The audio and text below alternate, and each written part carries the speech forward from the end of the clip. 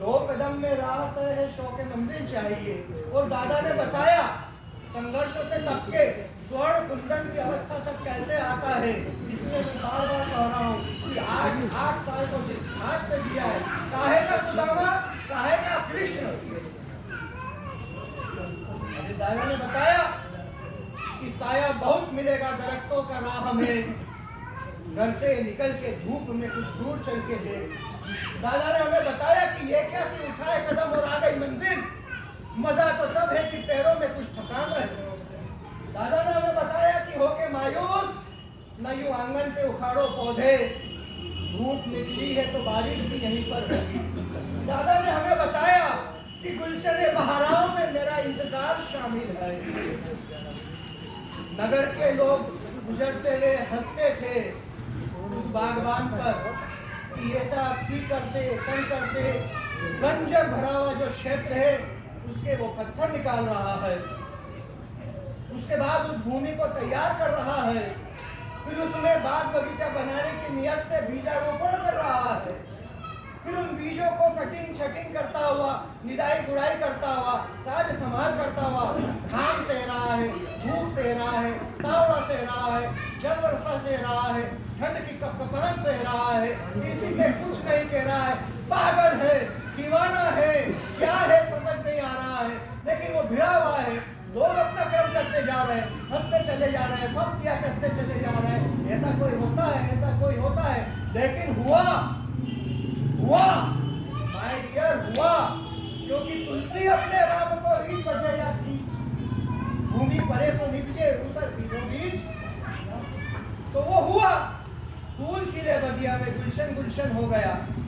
नगर सेठ से लेकर के राजा महाराजा तक, प्रत्येक नागरिक तक जो रोजाना उस क्रम से अपना निर्वाह करते हुए चले जाते थे, उस पर हंसते हुए, उस पर बत्तियां कसते हुए, उसको पागल कहते हुए। लेकिन वो पागल, वो हमारा शंकर दादा कहता था कि हमारी बिखरी जुल्फों में दीवानगी के लक्षण है, हमें पागल ही रहने दो कि हम पागल ही लक्षण है, लेकिन ऐसा पागलपन होना चाहिए, ऐसी दीवानगी होना चाहिए।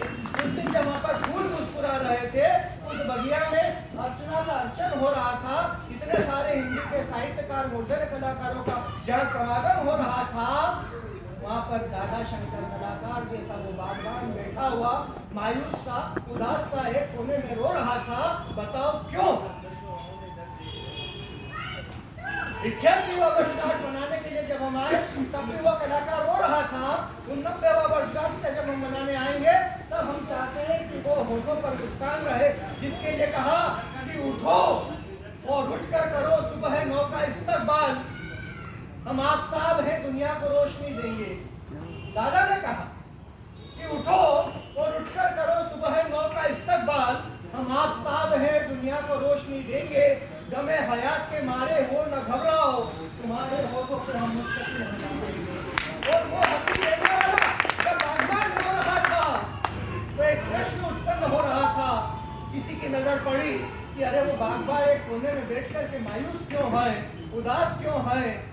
उससे पूछा कि इतना सुंदर गुलशन आपने तैयार किया, आपको तो खुश होना चाहिए। तब एक ही आवाज आई जो उसके कल्ब की गहराई से निकल कर आई, हृदय की अंतस्थ गहराई से निकल कर आई, और उसने एक ही बात कही कि इस गुलशन बहराओं में मेरा इंतजार शामिल है।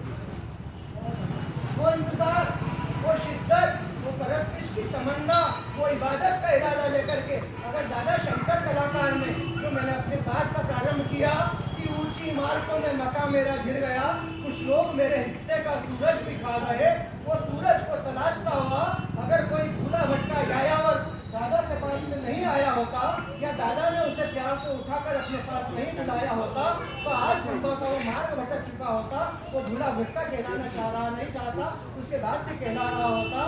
लेकिन ऐसे हर जुगनू को परवान चढ़ा करके अगर टिमकी माता तारा बनाया, अगर मेहताब बनाया, अगर आफ्ताब बनाया, जिनका जिक्र यहाँ से श्रद्धेय रामलाल जी कर रहे हैं कि यह संस्था दादा ने बनाई, इन्हें उन्होंने परवान चढ़ाया, ये हिंदी वाटिका का पुष्प संजोया, ये नगर के अंदर निरंतरता बनी रहे, सामाजिक चेतना बनी रहे, साहित्य धर्मिता बनी रहे, रचना धर्मिता बनी रहे। योगेन भैया अभी कह रहे थे